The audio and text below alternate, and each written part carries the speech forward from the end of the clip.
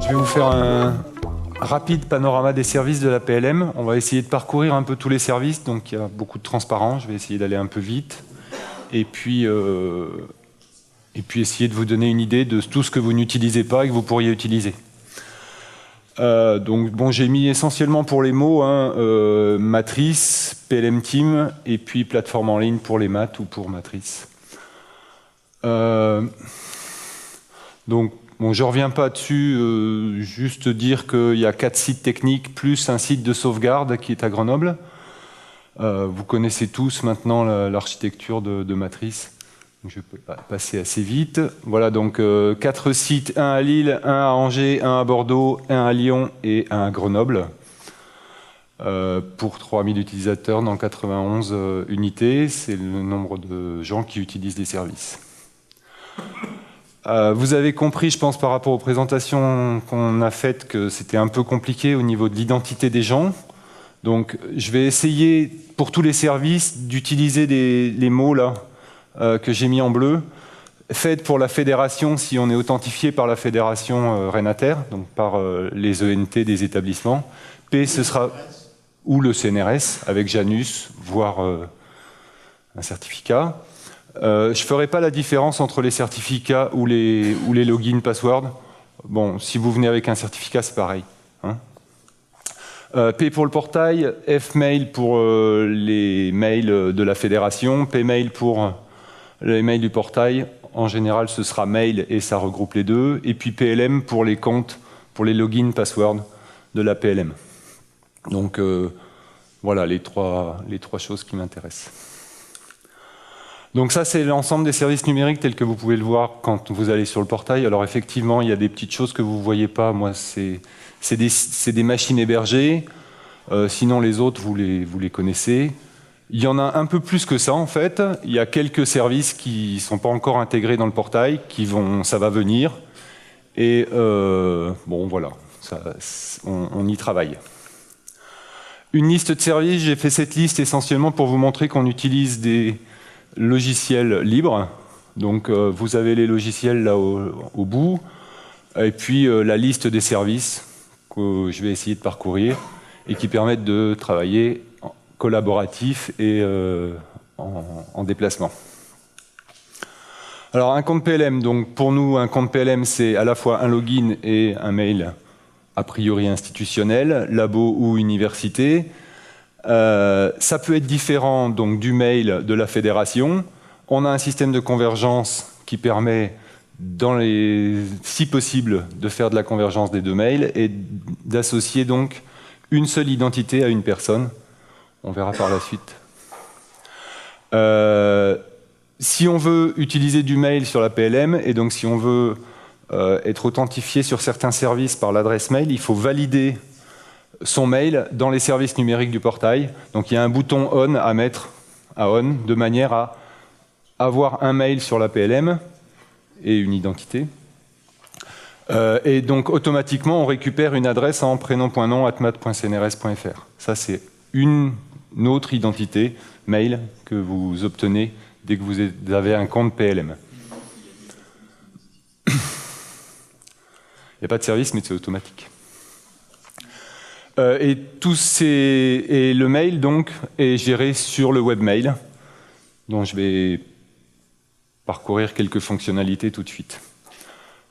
Essentiellement, moi j'ai envie de dire, par rapport à ce qu'on a dit auparavant, c'est que si on a besoin d'un compte PLM, c'est aussi parce que pour tous les services qui ont besoin de stocker des données et où il y a des droits. Donc c'est ce qui nous permet d'avoir un UID et donc de donner des droits sur des fichiers. Alors le webmail, il faut donc l'activer sur le portail et puis on a donc une identité PLM. Il est accessible par cette adresse. Il donne accès au mail en @math.cnrs.fr, donc prénom.nom@math.cnrs.fr. Voire pour certains, si vous déroulez le menu du webmail, en haut, vous verrez qu'il y a d'autres entités que Matrice. Il y a certains laboratoires qui s'en servent pour lire les mails de leur laboratoire. Vous avez là-dessus, donc c'est un horde, hein, donc vous avez des filtres et des renvois. Vous pouvez renvoyer l'adresse prénom.nom @mat sur vos adresses institutionnelles. Et puis le webmail gère aussi l'agenda et la configuration du VPN. Il gère aussi donc l'agenda ou le calendrier, l'agenda personnel. Donc pour ça, il suffit de... Bon voilà, on peut le gérer en service web ou alors l'incorporer dans un agenda sur votre client de messagerie ou sur un client local à votre machine. Donc pour ça, il faut quelques informations qui sont là. C'est dans la doc. Et donc ça vous permet d'avoir consultation et écriture sur l'agenda et de se servir de l'agenda qui est lié à votre identité PLM comme le serveur d'agenda, d'accord, de tous vos rendez-vous.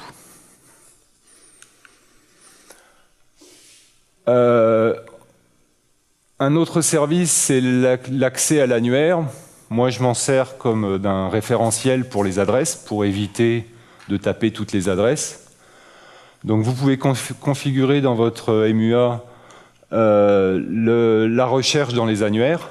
Et donc, si vous mettez ces informations-là, c'est-à-dire si vous allez chercher les adresses mail sur l'annuaire dans le domaine ldap.mat.cnrs.fr, eh bien, vous aurez une complétion d'adresses automatique dans votre MUA, donc dans votre logiciel de mail. Donc, ça permet d'avoir sur la communauté mathématique automatiquement les bonnes adresses et ne pas se poser de questions et pas tout retaper.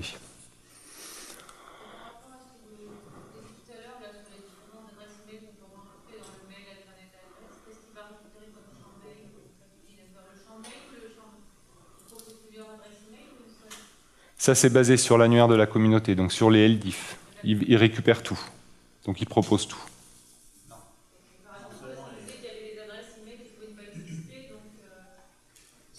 Il récupère seulement l'adresse principale. Ouais. Les mails alternate adresse sont là uniquement pour autoriser d'autres choses. À travers le webmail, on gère aussi les accès VPN. Donc le VPN, c'est un service qui vous permet de traverser des sites qui seraient relativement fermés, où il n'y aurait rien d'autre que le 80 ou le 443 qui passerait, donc le web. Et donc, soit pour aller ailleurs, soit pour accéder à des services dans votre laboratoire sur des ports un peu particuliers. Moi, je sais que mon SSH est sur un port 122. Et donc, par exemple, depuis ici, on ne peut pas y accéder. Donc ça permet, en passant par le VPN, d'accéder à des ports. J'ai mis après des transparents sur comment vous le configurez. C'est le correspondant matrice du laboratoire qui gère les accès VPN et qui déclare les IP qui sont accessibles. Et l'utilisateur va télécharger un fichier de configuration dans le webmail qui lui est automatiquement mis à disposition et le télécharge sur sa machine avec l'installation d'un client OpenVPN, de VPN.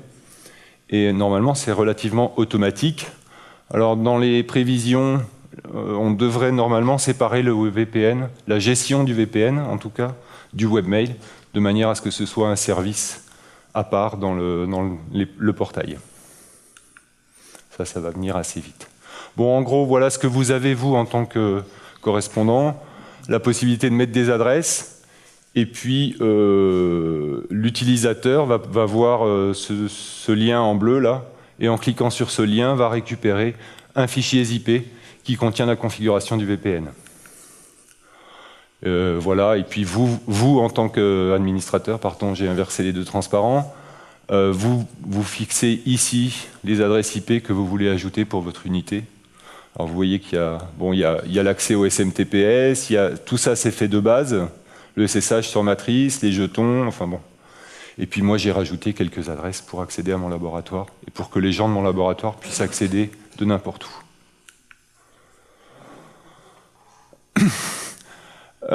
Toujours un peu en rapport avec le mail, donc on gère un service de liste de diffusion qui est multidomaine. Donc, bon, essentiellement, on peut créer et gérer des listes. Voir et gérer ses abonnements. Donc il y a un intérêt à être connecté au serveur de liste pour voir un peu voilà, pour pouvoir gérer ces listes. Attention, c'est un des cas où la notion d'identité et de mail est importante. Il y a en gros au moins 2 voire 3 possibilités de se connecter au serveur de mail. Et comme vous vous connectez au serveur de mail essentiellement avec une adresse mail comme login, eh bien, suivant l'adresse mail avec laquelle vous vous connectez, vous ne verrez pas les mêmes abonnements. Donc c'est normalement l'adresse avec laquelle vous êtes abonné aux listes. Mais si vous avez plusieurs adresses d'abonnement, il n'y aura pas de convergence à ce niveau-là. Donc il faut faire attention. Les 3 manières de se connecter que je connaisse, c'est donc, bon, quand vous arrivez sur le serveur de liste, vous avez cet écran-là, avec la possibilité de vous authentifier, donc, comme sur tous les services de la PLM, comme sur le portail, par Shibboleth. Alors en fait, quand on clique sur cette case, on se retrouve sur un écran qui a ces 2 possibilités-là. Donc en fait, ça contient la possibilité de se connecter avec la Fédération d'identité Renater, ou alors avec votre compte PLM. Donc déjà là, vous avez 2 adresses éventuellement possibles. Moi, j'ai une adresse dans mon laboratoire et j'ai une adresse à l'université. Donc c'est pas la même. Et puis une autre possibilité, c'est à partir du moment où quelqu'un est abonné à une liste, il peut demander un mot de passe au serveur de liste. Donc si c'est quelqu'un qui est hors de la communauté, ça ne l'empêche pas de demander avec First Login un mot de passe. Donc vous pouvez vous aussi avoir été amené, ou l'avoir fait sans faire trop attention, à créer une identité locale au serveur de liste.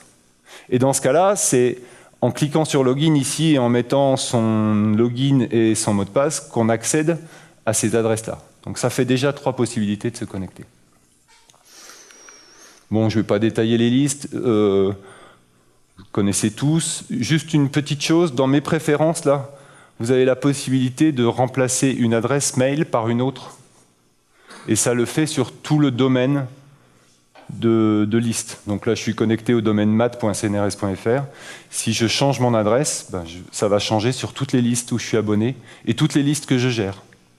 Donc ça vous permet éventuellement de faire converger, si vous êtes abonné avec plusieurs adresses, d'avoir une seule adresse sur le serveur de liste.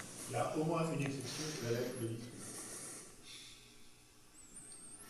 Effectivement, la lettre de l'INSMI, il n'y a pas de changement d'adresse parce que c'est une agrégation de listes. Voilà, et puis vous avez un petit bouton là pour voir vos listes uniquement, plutôt que d'avoir ici la liste de toutes les listes. J'en ai mis que 3, mais il y a tout l'index des listes. Hein. Et puis si vous voulez créer une liste, ça se trouve ici. Voilà.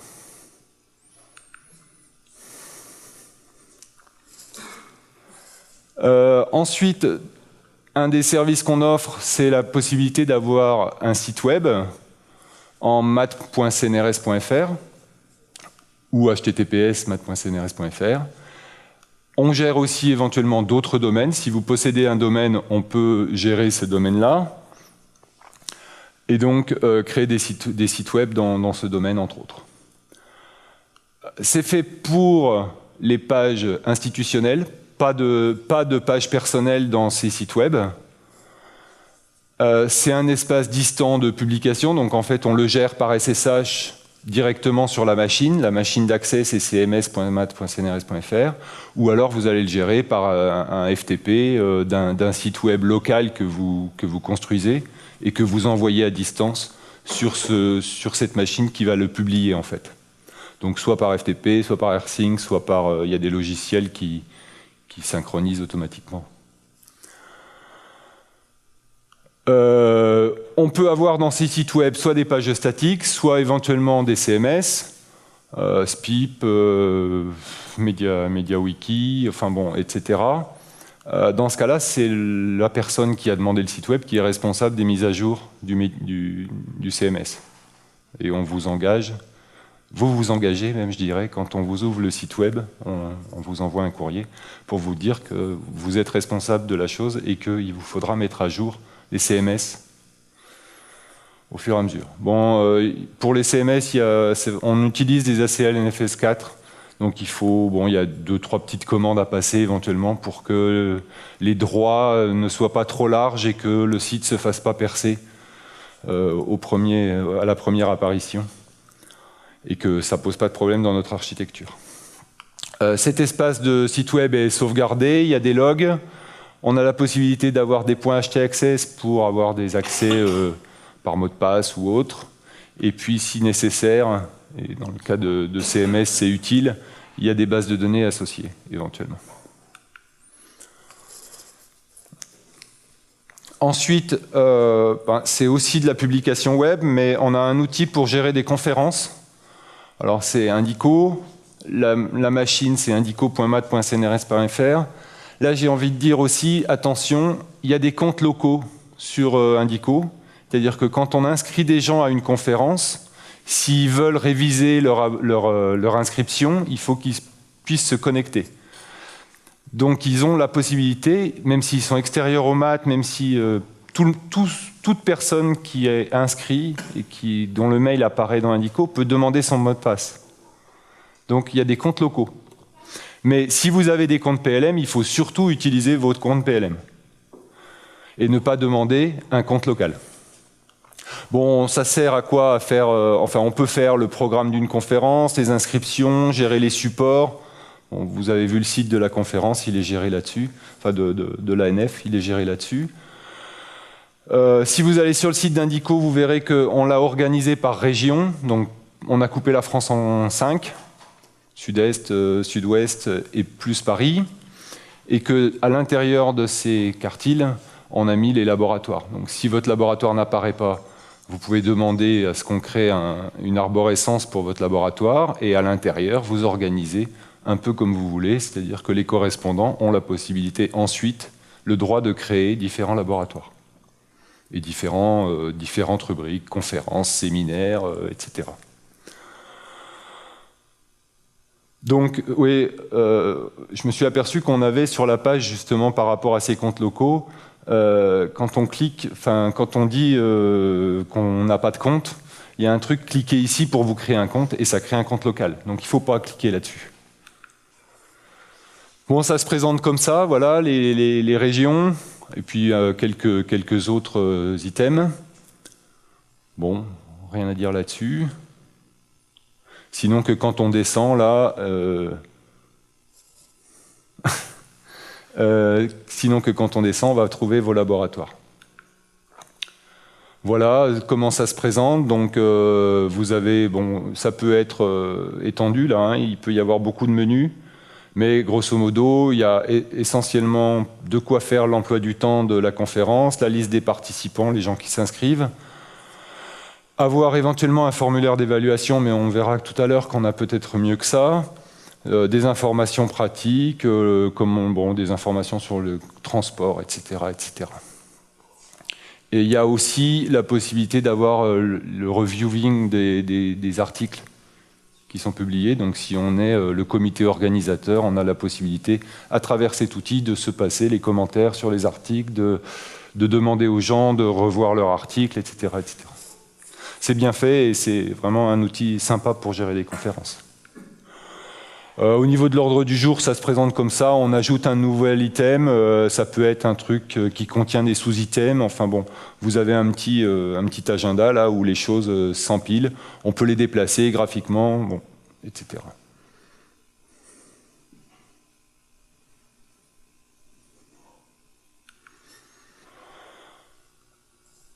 On va aussi, il y a certains labos, et je vous engage à le faire, on en a parlé tout à l'heure pour la collecte, l'agenda va pouvoir venir butiner ces espaces pour créer l'agenda des conférences et des séminaires. Donc je vous engage éventuellement à mettre vos séminaires là-dessus. C'est-à-dire que c'est relativement simple, hein, bon, c'est la page d'avant, mais on décrit les dates et les conférences. Laurent sait très bien faire, donc je lui ai piqué un séminaire. Mais bon, voilà, un séminaire, il y a dans Indico 3 types d'événements en fait. Il y a séminaire, conférence et il y en a un troisième. Réunion, voilà. Merci. Et en fait, ça, oui. Alors, les termes ne sont pas forcément bien choisis. Nous, on utilise réunion pour les séminaires, on utilise séminaire pour on n'utilise pas séminaire et on utilise conférence pour organiser le site de l'ANF ou des choses comme ça.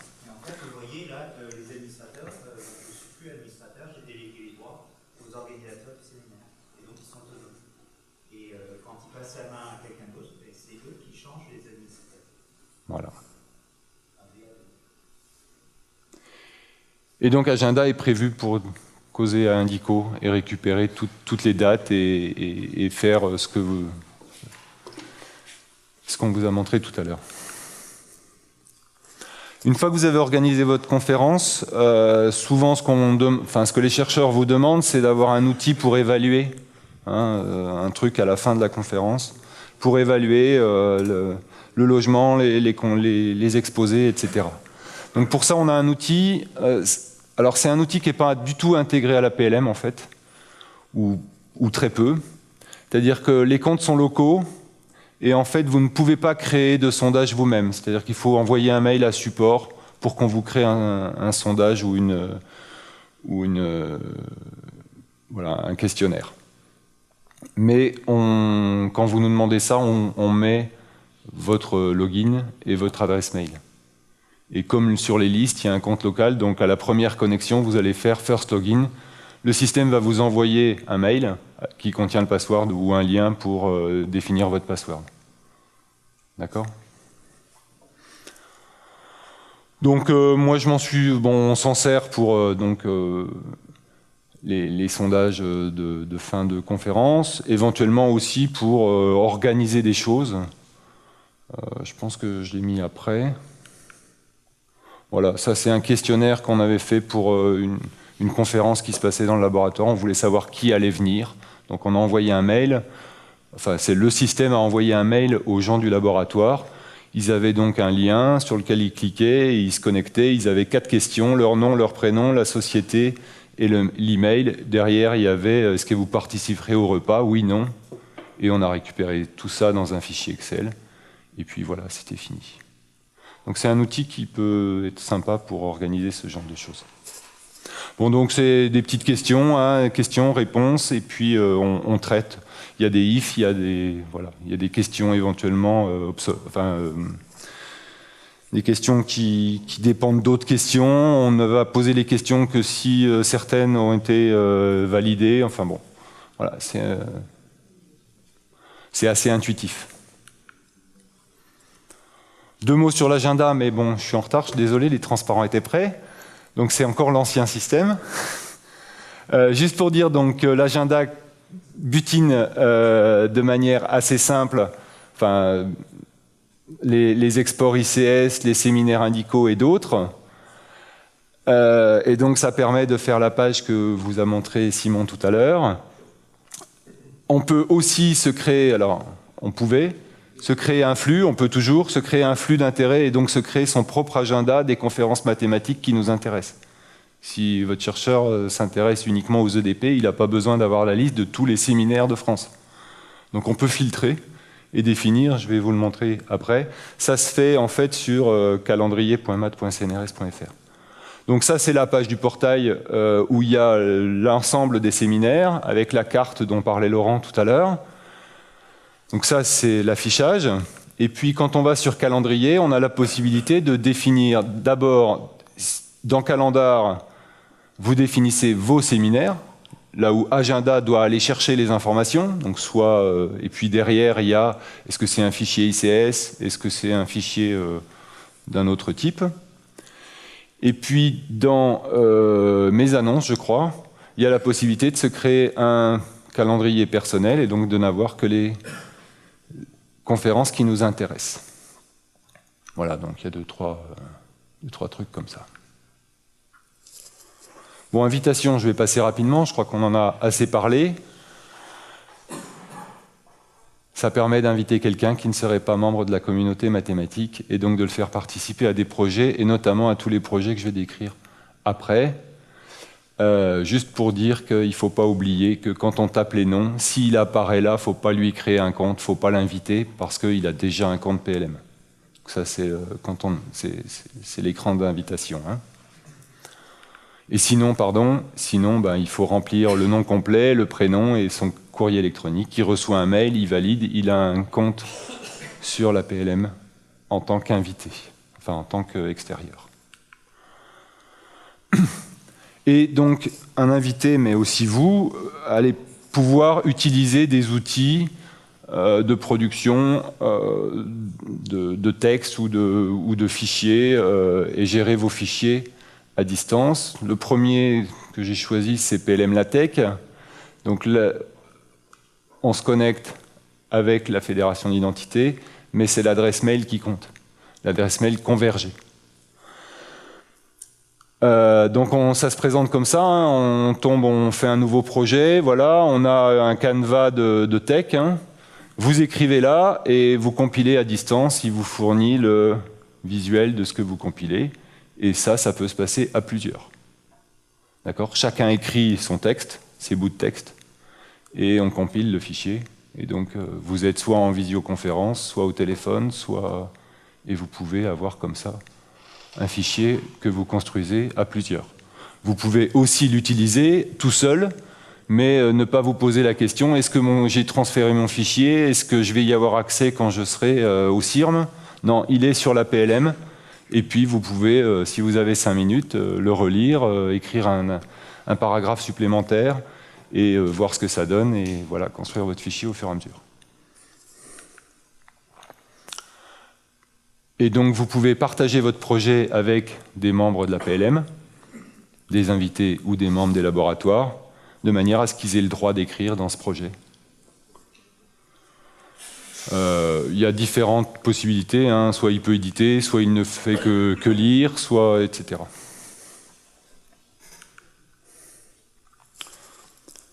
L'autre outil, donc, c'est PLMbox. Je crois qu'on en reparlera demain, mais rapidement, vous pouvez stocker 50 gigas dans un système donc, qui utilise C-File, donc qui est à la fois c'est synchronisé, c'est synchronisé, c'est-à-dire qu'on le sauvegarde. C'est synchronisé entre plusieurs machines.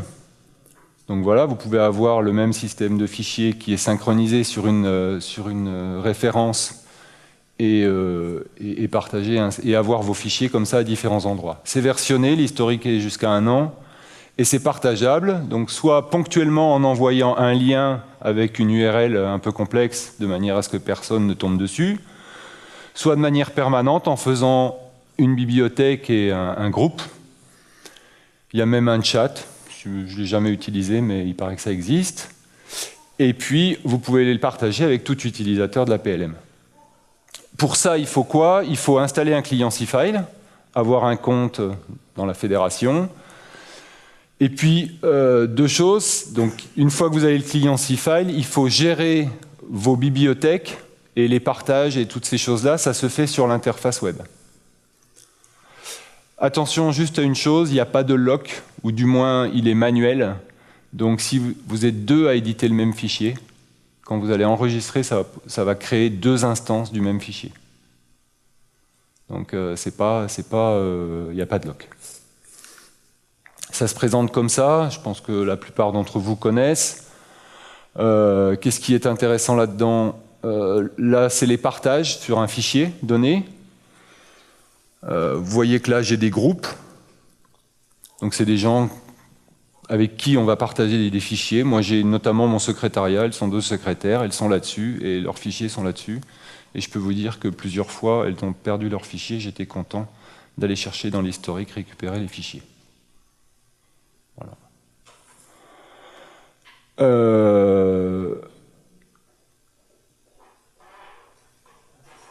Bon, rapidement. La configuration du client lourd sur votre machine, il suffit de connaître son adresse mail et l'adresse du serveur. Donc l'adresse du serveur, c'est PLMbox. Hein.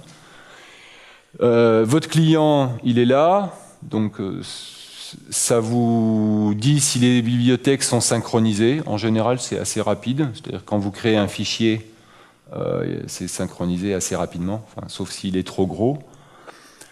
Ça, c'est la vision du client. Et donc, ça correspond, si vous demandez la synchronisation, à un espace disque sur votre machine. D'accord? Qui est synchronisé. Bon, tout le monde, enfin, vous connaissez le principe de Dropbox. Et donc, mes fichiers sont là, sont synchronisés avec les bibliothèques qui sont sous C-File.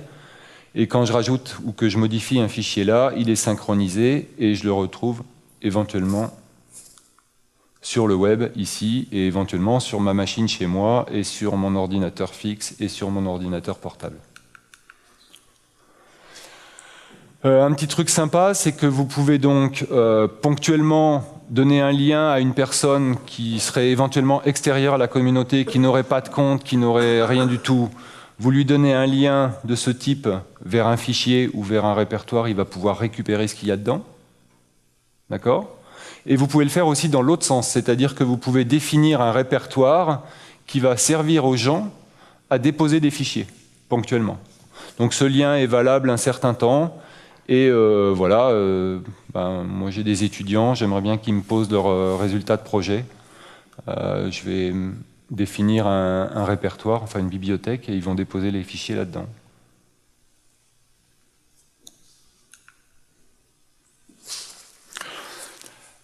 Sur la PLM, on a un autre espace de fichiers, c'est ce qu'on appelle disque. Et donc c'est à la fois un espace personnel et de stockage de fichiers, et aussi un espace de page web personnelle. C'est-à-dire qu'il y a deux répertoires, upload et public. Dans upload, c'est personnel, c'est-à-dire que c'est vos fichiers, ils ne seront pas visibles par d'autres. Public, par contre, c'est l'équivalent d'une page web. Il est visible, accessible depuis le web. Donc si vous mettez un fichier .index là-dedans, eh bien ça vous fait une page web. D'accord ? Donc ces pages web, elles sont accessibles par login.disque. Non, pardon. Ici. login.perso.mat.cnrs.fr. Il me semble que j'ai oublié quelque chose. Non, c'est bon. Voilà. Qu'est-ce qu'il y a dans ces répertoires? Par défaut, vous avez la possibilité de définir des points htaccess par répertoire pour interdire aux gens d'accéder sans mot de passe, par exemple, à une certaine arborescence. Par défaut, c'est pas indexé, donc les gens n'ont pas la liste des fichiers, mais vous pouvez demander à indexer si vous voulez présenter la liste des fichiers sur le web. Sinon, .ssh et .unisson pour faciliter vos transferts, soit par Unisson, soit par clé SSH. Vous déposez ici une clé et ensuite vous pouvez échanger les fichiers avec votre machine. Ça peut vous servir d'espace de sauvegarde d'un portable ou autre. Voilà des petits trucs pour synchroniser.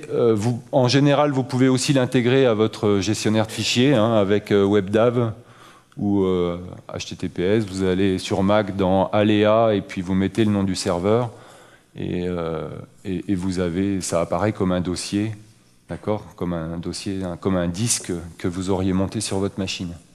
Donc c'est complètement intégré. Sous Nautilus, c'est WebDAV et bon, voilà. Donc ça peut être un disque secondaire sur lequel vous faites des sauvegardes, sur lequel vous mettez des fichiers. Et puis ça peut vous servir aussi de passe-plat. Moi je m'en sers comme ça. C'est-à-dire quand vous avez des gros fichiers envoyés par mail, vous pouvez configurer, ça c'est un bout de la configuration de Thunderbird. En fait, vous pouvez décider dans Thunderbird que si les fichiers joints font plus de 5 mégas, il faut qu'il vous propose de les envoyer, non pas en fichier joint, mais comme un lien d'un fichier qui est sur un espace partagé.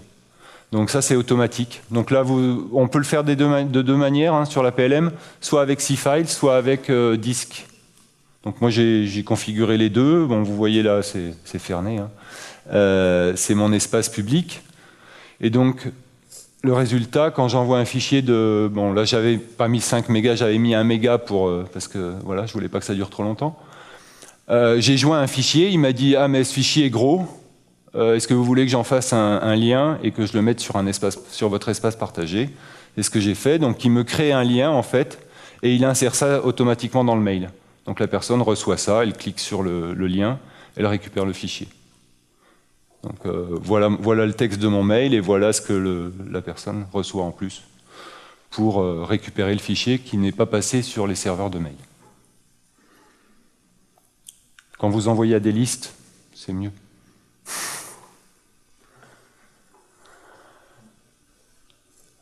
Deux systèmes de gestion de version, pardon. Donc ça permet de travailler à plusieurs, aussi tout seul, mais en tout cas d'avoir un espace disque qui a différentes versions possibles. Donc c'est cumulatif. Comme c'est cumulatif, je vous enjoins à n'utiliser que des documents textes, ou du moins des fichiers pas trop gros, parce qu'une fois qu'ils sont sur le système de fichiers, ils y sont. Deux systèmes, c'est Git ou SVN. Alors pour Git, il faut avoir déclaré une clé SSH. La clé SSH, elle se déclare dans le portail, dans compte Unix et clé SSH. Et là, on dépose sa clé. Et après, on peut faire du Git clone et définir des repositories. Je vais vous montrer un transparent tout à l'heure. Pour SVN, on n'a pas encore sur le portail, enfin sur la PLM, les mails de commit. Donc vous ne pouvez pas définir, quand vous changez un fichier sur le système, si tous les gens reçoivent un mail ou pas. C'est nous qui le faisons à la main, donc il faut nous envoyer des mails si vous voulez que à chaque commit où les gens reçoivent un mail comme quoi il y a une modification sur l'arborescence qui est gérée par le SVN. Ça se gère à travers le portail, j'espère que vous arrivez à lire. Quand vous allez sur système... Comment ça s'appelle? Système de version, c'est ça? Gestion de... Non, ça s'appelle... ouais, versionning, mais c'est en français sur le portail. Bon, il y a une tuile qui gère les systèmes versionnés, qui gère les deux, en fait. Ceux qui sont bleus, là, c'est des repositories SVN. Ceux qui sont rouges, comme ça, c'est des repositories Git. Vous pouvez définir les droits des utilisateurs avec qui vous voulez partager, d'accord? Donc, je suis admin, j'ai les droits de lecture, mais j'ai donné aussi le droit de lecture à quelqu'un d'autre. Je peux lui donner aussi les droits d'écriture. Et donc, il va descendre l'arborescence du serveur sur sa machine, faire des modifs, committer ces modifs sur le serveur, et moi, je vais les récupérer. Ça permet d'avoir un espace où on est toujours à jour et où chacun peut aller piocher la dernière modification quand vos chercheurs écrivent un article à plusieurs. C'est quand même pratique, plutôt que de faire des échanges de mails croisés qui ne sont jamais à jour, d'avoir plutôt un espace, d'accord, où le fichier est à jour, et puis surtout un espace qui va gérer les conflits. Si deux personnes écrivent en même temps, eh bien, quand il va essayer de mettre à jour le serveur, ou du moins le référentiel, le système va lui dire, mais j'ai déjà quelque chose qui a changé par rapport à la version que vous aviez, qu'est-ce que je fais? Est-ce que je prends la vôtre? Est-ce que je prends la sienne? Ou est-ce que je mixe les deux? D'accord? Et où est-ce que je fais les différences? Donc tout ça, c'est géré par ces systèmes de version. Et donc voilà, pour Git, parce que j'ai pris que cet exemple, il faut faire ce petit truc pour récupérer le référentiel sur sa machine, et puis après faire des Git commit ou SVN commit pour envoyer dans l'autre sens. Bon. Il y a aussi la possibilité d'intégrer des outils dans vos systèmes de gestion de fichiers. Je pense que je l'ai mis, non? Oui. Tortoise ou Rabbit ou Snail, qui sont des trucs qui s'intègrent au système de fichiers et qui vous permettent de faire les commits et les check-out, donc descendre des versions du référentiel ou les envoyer vers le référentiel à travers votre interface file system. Un truc qui n'est pas trop utilisé, mais que nous, PLM Team, on utilise quotidiennement, voire plus que ça, c'est Jabber, donc c'est du chat, hein. Tout le monde connaît le chat. On a un système comme ça sur la PLM, on a un salon qui s'appelle support où les gens peuvent poser des questions. Et nous, on a un salon PLM Team où on est ensemble pour gérer les systèmes qui composent la PLM et pour pouvoir travailler de manière interactive. Si nécessaire, on doit pouvoir créer d'autres salons pour des groupes de travail, des projets ou autres, pour des gens qui voudraient faire du chat sans passer par d'autres systèmes propriétaires. C'est très simple, hein, il faut un client Jabber. Une fois que vous avez le client Jabber, vous configurez le serveur. Il y a quelque part, je ne l'ai pas affiché, mais il faut mettre son identifiant. Alors l'identifiant, c'est un peu particulier. C'est vraiment tel que je l'ai écrit, c'est-à-dire c'est votre login PLM @mat.cnrs.fr. C'est un JID, ça ne correspond ni à une adresse mail, ni à quoi que ce soit. C'est un nom, c'est votre nom de login, @. C'est comme C'est comme Eduroam, hein, d'accord? C'est votre login @ votre université.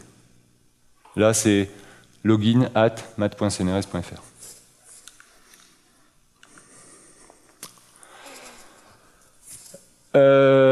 Un système de webconférence, donc c'est bon, maintenant il y a Renater qui offre Renavisio et ça marche plutôt bien, il y a rendez-vous, il y en a plein d'autres, mais nous on utilise aussi un truc où il n'y a besoin d'installer aucun client, ou du moins très peu, il suffit d'Adobe Flash, et on peut faire des réunions en visio, avec le son, avec un tableau blanc, avec un chat incorporé. Et voilà, il suffit, si vous voulez rentrer en conférence avec quelqu'un, de lui envoyer un lien et il se connecte avec son navigateur web pour participer à la conférence. Une conférence, ça se présente... Alors ça, c'est la page où vous pouvez ici définir une réunion, soit immédiate, soit dans le temps, hein. Soit éventuellement choisir une salle parce que vous voulez discourir avec quelqu'un tout de suite, et donc il y a déjà des salles qui sont ouvertes, alors soit privées, soit publiques. Donc celle-là, elle est publique, n'importe qui pourrait se connecter et vous écouter. Sinon, vous créez une réunion et vous avez une salle à vous et uniquement aux gens avec qui vous avez partagé cette réunion. Donc ils reçoivent un mail, hein, vous mettez leur adresse mail, ils reçoivent un mail avec un lien, ils cliquent dessus et ils se connectent au système de visioconférence. Ça se présente comme ça, il y a une petite fenêtre là pour se voir. Il faut bien sûr une machine avec une caméra et un micro, c'est mieux. Un tableau blanc, et puis bon, les droits de l'utilisateur ici. Et ça marche plutôt bien, on fait des réunions à 6, 8, 10. Voilà, donc on a les vignettes et on arrive à travailler. Donc deux chercheurs qui travaillent ensemble, ça peut être intéressant de dire, tiens, on a besoin de discuter un peu plus qu'au téléphone. Ils peuvent incorporer ici un PDF, donc éventuellement l'image d'un article, et discuter, l'annoter. Bon, on ne le fait pas trop, mais l'annoter ou mettre un trait, regarde là, il y a un problème, regarde ton équation, etc.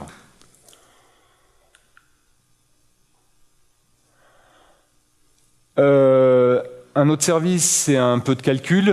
Alors pour l'instant, c'est un système en démonstration avec des ressources limitées. Mais bon, on a bon espoir d'en faire quelque chose. Donc c'est voilà, c'est Sage, hein, à travers Jupyter. Donc c'est la possibilité d'avoir un client, à travers un client web, la possibilité de définir du code et de faire tourner ce code en Sage. Il y a éventuellement d'autres langages qui sont incorporables à Jupyter. Donc on va voir si on trouve des ressources et si on a du temps pour incorporer tout ça. Mais ça fait une bonne machine de calcul à distance où les gens peuvent calculer et utiliser Sage en tout cas à distance. Alors, comme certains services sur le portail, il faut mettre un bouton à on pour dire qu'on veut avoir un compte sur la machine Jupyter, enfin sur Sage. Donc c'est une tuile Sage. Il faut attendre 5 ou 10 minutes pour que le compte soit créé, enfin pour que tout soit configuré.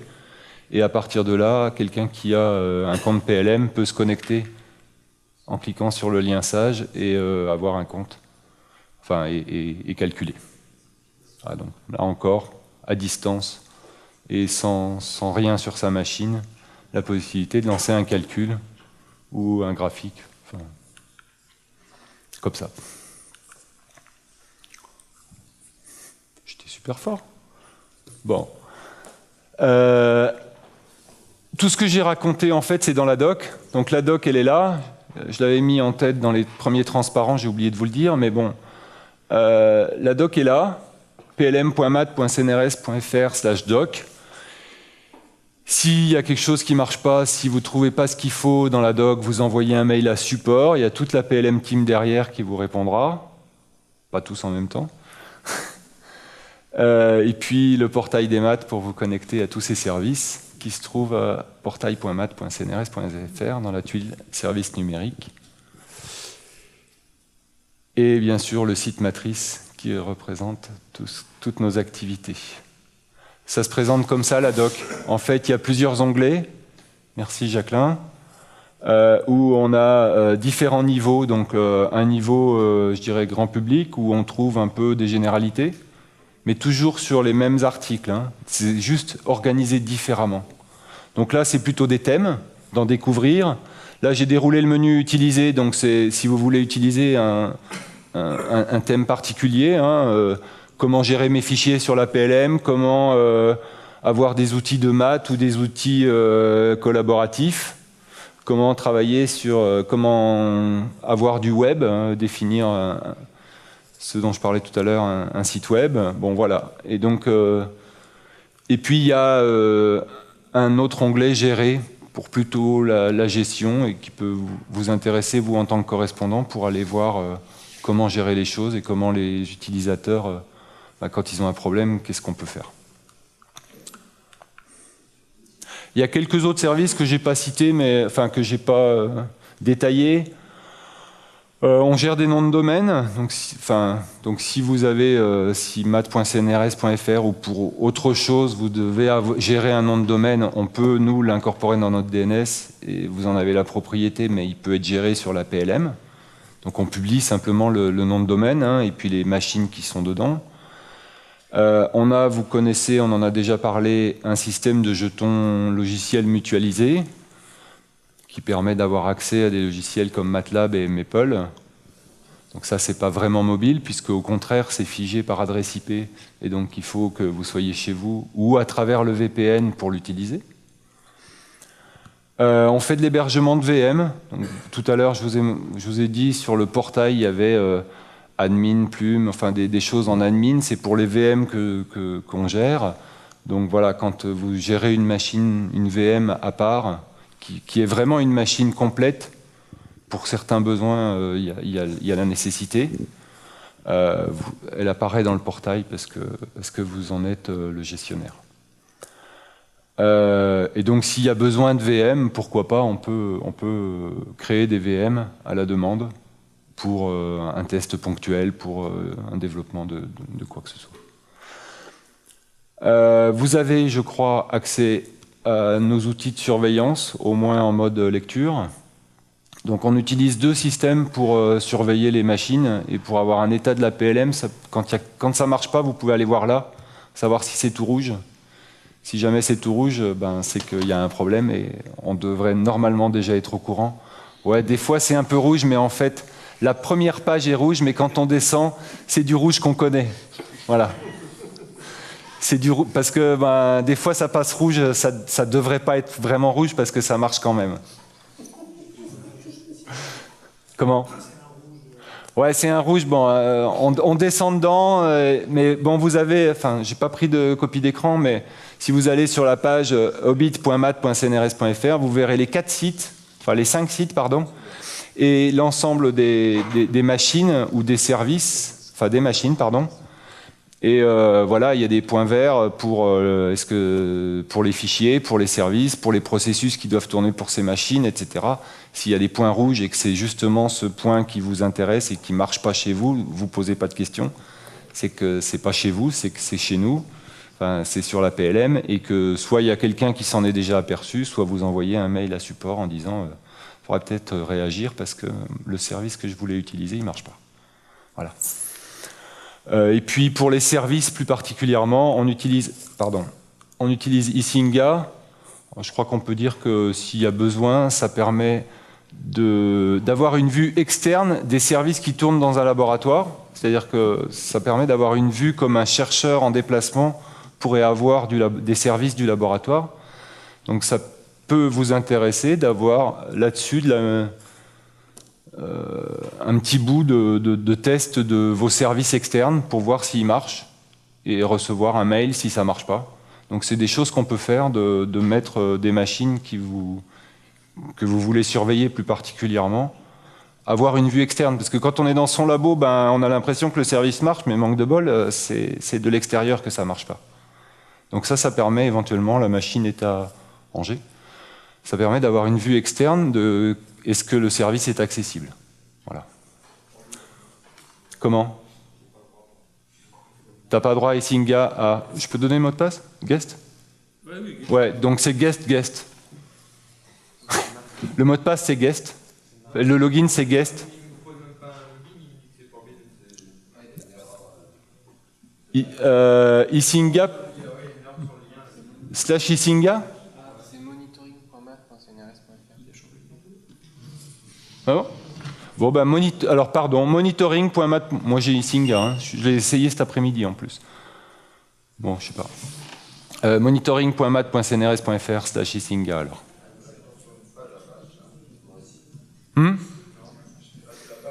un HTTPS. Bon, je termine et puis on regarde si vous voulez. On a des petites choses en cours, hein, bien sûr. Il y a plein de petits points. Il y a un truc qui devrait sortir bientôt, c'est la notion de projet, enfin qui est déjà à moitié sortie. C'est-à-dire la possibilité d'avoir une forge et puis un wiki attaché à ça, et donc d'avoir la gestion d'un projet global au travers. Ouais, c'est HTTPS en fait, c'est pas HTTP. C'est pour ça que ça marche pas. Voilà, bon, j'ai envie de dire, n'hésitez pas à nous faire part de vos idées ou besoins sur des services donnés, voire même si vous souhaitez installer un service ou si vous avez un service qui ne fait pas partie de cette liste et que vous savez installer, pourquoi ne pas l'installer plutôt sur la PLM que tout seul chez vous? Vous pouvez aussi avoir envie d'aider au bon fonctionnement des services qui existent, donc vous êtes les bienvenus. Puis travailler en équipe, c'est sympa. On est une petite équipe. Bon voilà, je crois qu'on y trouve tous du plaisir. Donc des fois c'est dur, des fois c'est des heures, mais des fois c'est sympa. Alors n'hésitez pas, la porte est ouverte. Un petit mail à support et puis on doit pouvoir trouver des fonctions à chacun des membres de Matrice. Merci de votre attention et si vous avez des questions. Pour les jetons. Pour les jetons, tu as un site aussi qui permet de voir l'état des jetons, Maple ou MATLAB. C'est Oui. sur Obit? Oui, c'est sur Obit.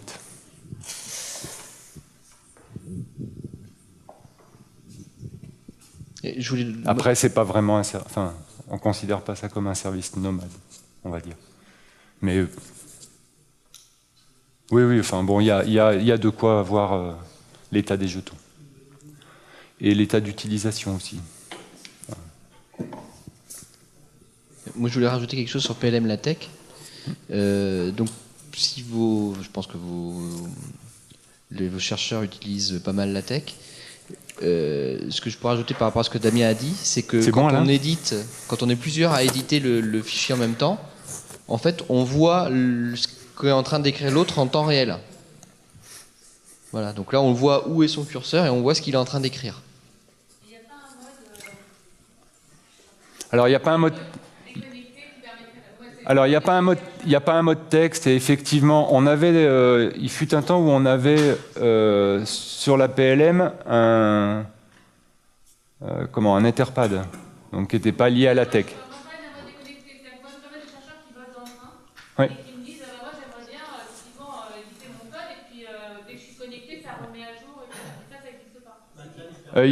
Alors, vous pouvez exporter le fichier, le mettre sur votre machine et le remettre après.